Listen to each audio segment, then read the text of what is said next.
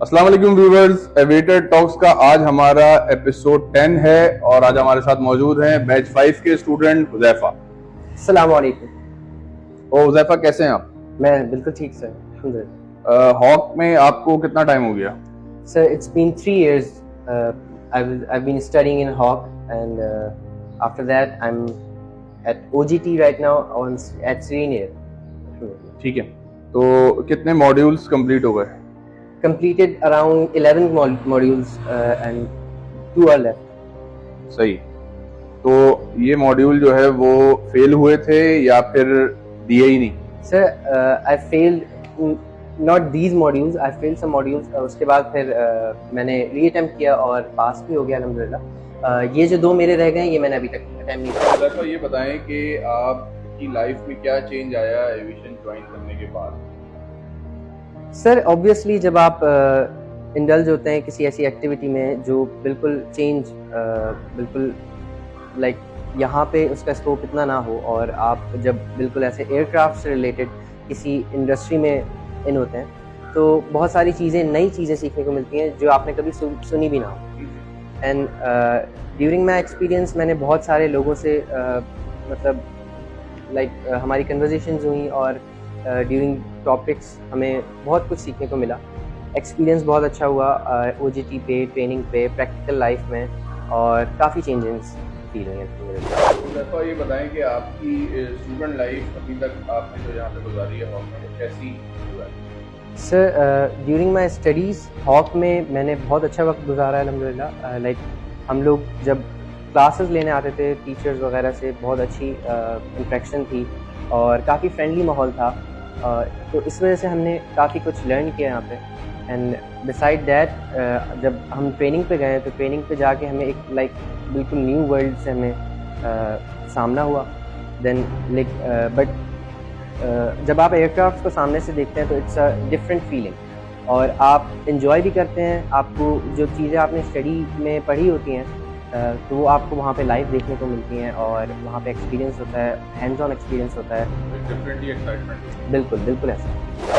आपका best friend कौन है ये बताएं? सर बैचमेट सारे अल्हम्दुलिल्लाह बहुत फ्रेंडली थे हम आपस में और ड्यूरिंग स्टडीज़ हम लोग आपस में साथ मिलजुल के सब पढ़ते थे। जो एक को नहीं आता था वो दूसरे से सीखते थे। इस तरह बहुत ईजी हो गया था हमारे लिए। तो आप जो है वो कोई सीरियस पढ़ाकू स्टूडेंट थे या फिर? Not at all honestly sir, मैं थोड़ा सा बैक बेंचर टाइप स्टूडेंट था और हूँ भी ऑनेस्टली सेइंग।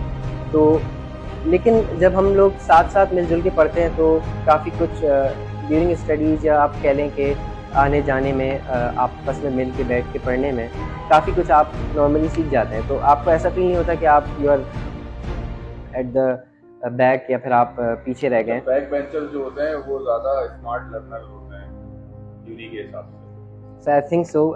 सुना तो ये जाता है लेकिन प्रैक्टिकली मैं कह सकता हूँ कि मैंने काफ़ी कुछ अल्हम्दुलिल्लाह फील किया ऐसा कि लाइफ।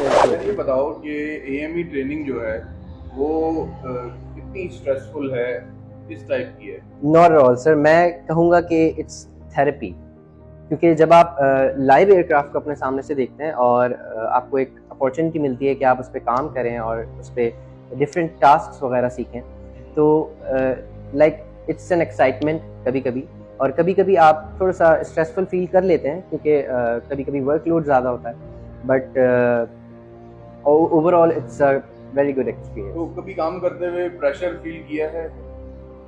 समटाइम्स वो इस वजह से क्योंकि कभी कभी ऐसा होता है कि आपके पास मैन पावर इतनी नहीं होती तो कभी आपको फील होता है कि यार हमें काम ज़्यादा करना पड़ेगा तो उस वजह से थोड़ा सा स्ट्रेस आ जाता है।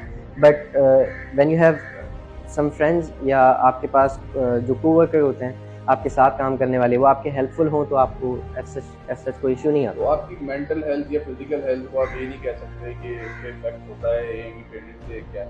No I don't think so sir, क्योंकि सिंस आई लव एयरक्राफ्ट तो मेरे लिए ये कोई स्ट्रेसफुल काम नहीं है। जब काम होता है और तो मुझे 6 घंटे भी नहीं पता चलता। तो इतने टाइम से प्रैक्टिकल एक्सपीरियंस हो तो मुझे बताओ सबसे इंटरेस्टिंग टास्क कौन सा था? सर ड्यूरिंग ट्रेनिंग हम लोग सीरीन में OJT पर हैं और वहाँ एक मुझे जो सबसे बेहतरीन task, like my favourite one, is arrival.